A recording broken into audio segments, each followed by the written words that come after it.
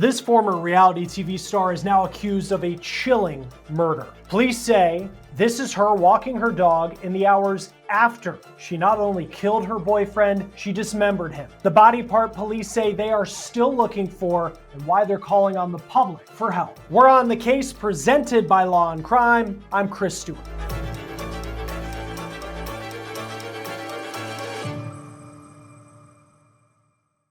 We are following a terrible story, a chilling story, and it's connected to a reality TV show you may remember from the mid-2000s called Beauty and the Geek.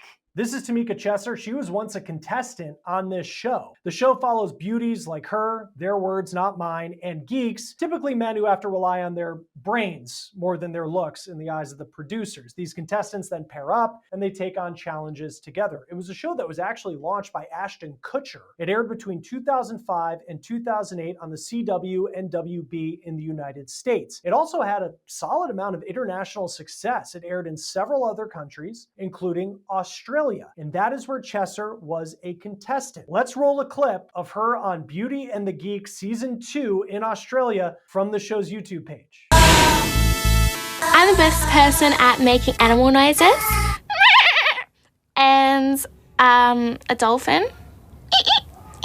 It is hard to believe that the person you just saw making animal noises right there is the person who is accused in this terrible story. Police in Australia say on June 19th, they responded to an apartment around 3:30 in the afternoon for a fire. Inside that apartment, they found 39-year-old Julian Story dead. This was in Port Lincoln, Australia. It's in the southern part of the country. Police said, quote, "It was a confronting scene for police and emergency services personnel as Julian's body had been dismembered. Julian's head had been removed during the dismemberment and despite extensive searches has not yet been located." Police say that Julian and Tamika were dating, but you look at her social media, you think of the success she had as a public person, you wonder, would she be the suspect? Would she be the person who would be accused of his murder? How could that happen? Well, police released several pictures of someone in this case who was a person of interest. They were cloaked in black, they were walking a dog. Police say that Julian was killed around midnight, and then they responded to the fire mid-afternoon around 3:30. You also see this video of that person cloaked in black walking across the street with their dog. Police say the person you see in these pictures and in that video, that is the same person that you saw on that corny reality TV show more than 15 years ago making dolphin sounds. The same person who allegedly killed their boyfriend, then dismembered him, putting his head somewhere that police are still trying to find, and they're asking for the public, if they were in this part of Australia, to give them tips on where she may have left that part of her boyfriend's body. Now, Tamika's last post on Instagram was in 2003. Her family says she went down a dark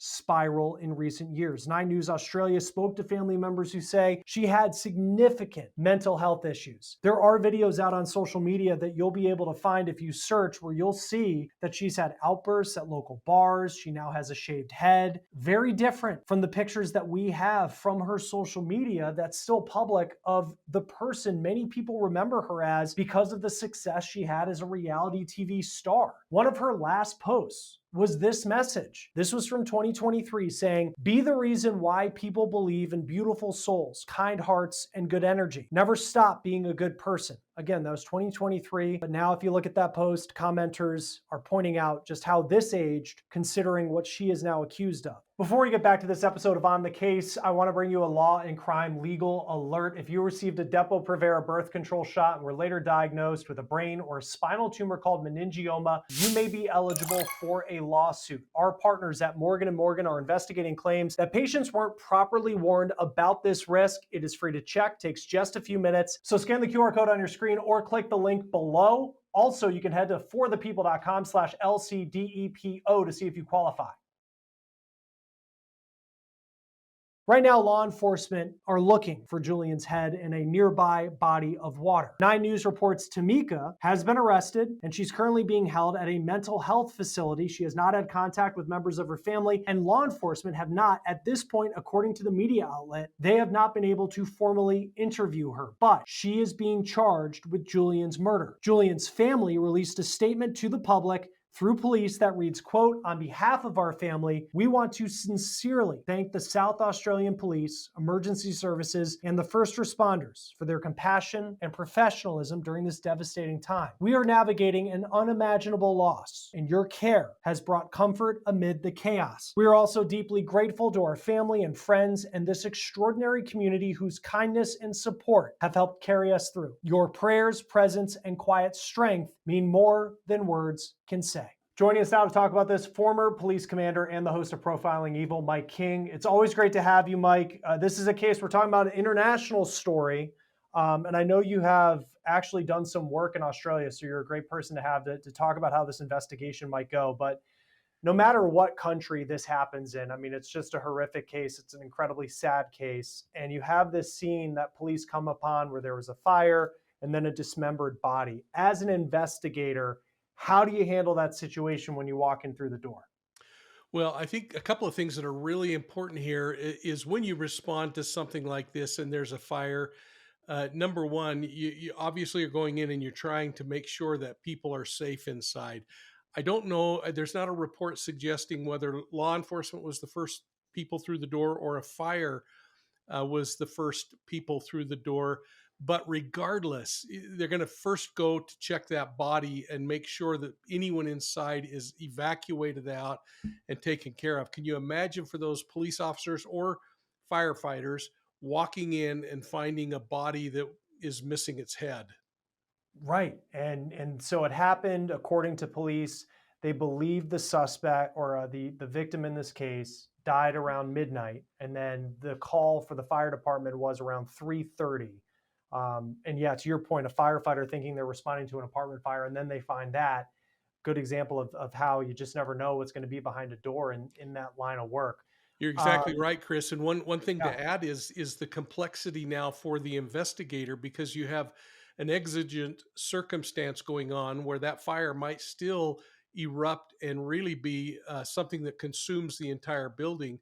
So, what are you going to try to capture on imagery or capture from an evidentiary standpoint in those waning seconds or minutes that you might have? Now, if they were able to quickly contain the fire and they were confident that that crime scene was secure, then of course you have a lot more time. But they had to be making decisions about whether they try to remove that body, knowing that the head is missing. Are they able to capture any evidence? Are they collecting any visual evidence, like running around with body cameras and maybe even their own mobile phones, trying to get as much evidence as possible? But you're on a time limit that clock's going to expire pretty quick if that thing erupts into flames. So this is a terribly dangerous crime scene and a terribly dangerous situation for law enforcement, who undoubtedly at the same moment, if there is a fire still going, have to worry about evacuating an entire building. right, because this happened in an apartment building. My next question, it's morbid, but that's kind of the nature of this story. I mean, how do you investigate a body that doesn't have a piece like the head? Or, I know it was dismembered, but that was specifically the body part that police said they were still looking for. It gives me flashbacks. When I was a young patrol officer, I actually was called to the scene of a vehicle that was abandoned, and you could smell that there was something dead nearby. When I opened the trunk, there was a body in the trunk, and of course, it was in a massive state of decomposition at that time. Which these are just like smells you never forget, Chris. In this particular case, that wasn't the issue. There wasn't smell, but there certainly would have been massive amounts of blood, knowing that there was a decapitation that occurred. And so immediately you start looking, number one, at preserving the evidence. Once you determine that there's no one there to save, no one to evacuate, and the location is stabilized, then you just kind of let everything freeze in time while you start collecting information. And you have to start thinking, when you look at the actual physical dynamic of removing that head, what would have caused that? And it is a terribly gruesome thing to think about. And our apologies to anybody that's listening who this is troubling to. But the reality is, it is really difficult to do something like decapitate someone. That is not something like in the movies where someone wanders by with a samurai sword and just lops off something like you would maybe a piece of fruit off of a tree. it takes a lot of work. And I suspect, based on the fact that this woman who's being allegedly pointed to as the suspect in the case would have really had to work to make this happen. So you want to start figuring out how, in fact, did this happen, and you want to solve all the physical issues and the physical problems that you can first before you start looking into some of the behavior and the emotional motivations that might cause an injury like this or lead to a crime like this. The suspect, Tamika Chesser, she was a reality TV star in Australia. And what stood out to me was looking at her Instagram. And it seems like late 2023, which is the last time she posted, things, at least, and I know social media can only be, part of the story for people, but it seemed like she was professionally doing what she did. She was a model and she posts pictures as a model. But then after that, within the last 2 years, there's some sort of mental health breakdown. Family members have said she had mental health struggles. There were videos of her having outbursts. She had shaved her head. Um, in your experience, I mean, how quickly, and I know you're not a doctor, but just how quickly can someone go from everything's normal to then having some sort of mental health condition, if that's what it is, that drives them to do something allegedly as gruesome as what she's accused of here? I had the opportunity over the course of my career to be very close to Dr. Harold Burstein at Harvard Medical School. He's a psychiatrist, runs Harvard's program in psychiatry and the law, and I've had the opportunity to consult on cases with Dr. Burstein. And he taught me a couple of really important things when you start getting into this dynamic. And that, number one, is it could happen over an extended period of time or it could happen instantaneously. And there are 1,000 different reasons why those two timetables might shift and change. It could be increases in stress over a lifetime, or it could be drug addictions or something where there's a physical response by something that has gone into the body. Or it could be that it's schizophrenia, and that all of a sudden, if you've ever had the opportunity to work with anyone who deals with schizophrenia, they could be talking to you one moment, having a very lucid conversation. But if they go into a schizophrenic mode, and again, please, folks, understand, I'm not a doctor. I'm just regurgitating what the experts have told me. They could immediately, instead of looking at you as a loved one, assume that you're a rabid dog preparing to rip their head off, and respond in a flight or fight mode. So we have to take into account when we look at these kinds of things that there are a number of things that could be brought into picture. We need to look at whether there is mental illness or some kind of psychoses like you're talking about, or whether it's just boils down to something like extreme rage or symbolic kinds of aggression that are going on. And of course, because I spent a career looking at things like cults, you have to think about, was there anything in here that is tied back to ritualism or some kind of fantasy that's predefined in the mind? And if you think about fantasy and reality, reality is never as cool as fantasies. And we have legitimate fantasies, you and I. We want to be successful in our career. We want to hit a ball over the fence when we're playing softball on Saturday morning with the neighborhood. We want to do things and we fantasize about those. But imagine if your fantasies involve something like decapitation or some kind of real terrible bodily harm. And you think about it over and over again. And the thing about fantasy is it's never good enough, and it has to be at some point acted out. And so we have to think about those kinds of things when we're looking at these cases. So in reality, we got to just be this big old open book that's just absorbing as much evidence and information as we can to see what really paints the picture when it's all said and done. And you worked in Australia in your career. Yes. And she is currently, according to Nine News in Australia, she's in a mental health care facility right now. How does this investigation, how could the legal system in Australia, from what you know about it, handle this case if it is a situation where it was truly a mental health episode and breakdown that led to this gruesome murder? Well, I think their form of justice and investigative strategy would be the same as it is here in the United States or anywhere else in the world, given a few nuances. But bottom line is, they're going to now, at this point, have to, number one, make sure that she is represented. I assume at this point she's asked for an attorney, even in her physical state or emotional state. But then you're going to have forensic examiners look at her. This is beyond what a normal police officer should be doing. This is where you get somebody who's a forensic psychologist, maybe to walk through the process. But you still want, if they're open to being interviewed, to interview them and try to get the information you need for a criminal case, because it's a real fine line between uh, being what many people might say mentally unstable or crazy in the old terms, Mm. to still understanding what society's standards are and choosing to violate them anyway. And it's something that I've talked about over and again. And when we look at some of these people like Charles Manson, we could look at them and say, well, that guy's loonier than can be. But he still understood, in my opinion, what society standards are, that it's against the law to kill people, and he still put apart a conspiracy to make that happen. And so we have to then be able to look at justice while showing enough compassion to say mental illness still needs to be preserved. Lori Daybell would be a perfect example. A period of time when she was mentally unstable to be able to provide any support in her own defense or to help in her own defense, but eventually came to that reality. Didn't change the fact that she violated law and committed homicide. So I think it's going to be much the same as we see here.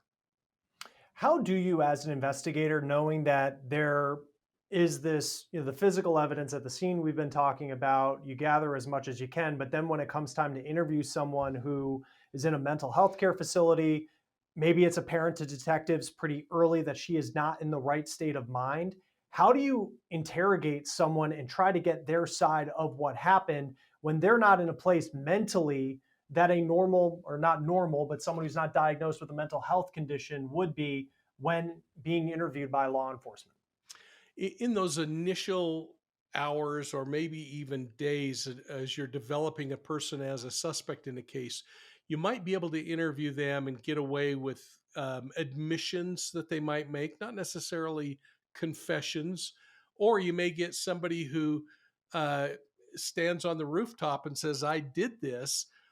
You're gonna try to collect as much information as an investigator that you can, but there's a point when you're going to recognize too that whatever you collect, once it's deemed that that person is really having a difficult time putting thought together, that's when you want to bring experts in and really have that forensic examiner that can be a government forensic examiner or someone that you've hired to represent law enforcement's need with a set of questions, but they're going to know how to ask those questions in a way that aren't leading, but that really dig into what the psyche of the individual is, what their mindset is, what motivated them to commit the crime.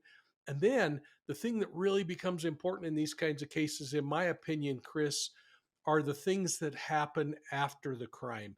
And if you'd like to talk about that, we could jump into that. But oftentimes we just think about, well, what happened up to the moment that in this case there was a decapitation.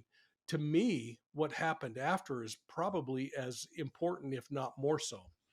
Absolutely, because we have pictures from police of the suspect who they say is Tamika Chesser, and she's dressed in black and she's walking down the street with her dog. There's some video where she's kind of just this quick strut across the street. And just what did you make of that? Because that was in the hours after the murder of Julian Story.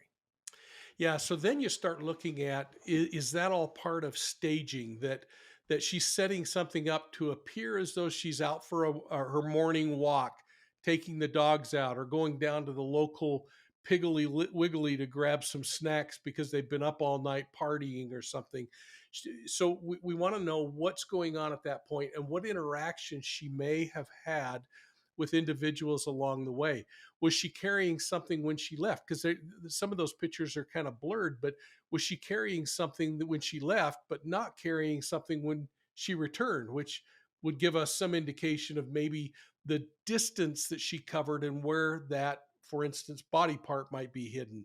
But in addition to that, Chris, the thing that I think we fail to forget sometimes, we're so focused on what's being said in these crime scenes that we forget to focus on what's not being said. And what's not being said is that after committing this homicide, there was something that suggests that she took the time to get ready, to get cleaned up, most likely. And I don't know what condition she was in when she was arrested. Did she have blood on her? Was her makeup all ski wampus and looked like somebody who was psychotic putting it on?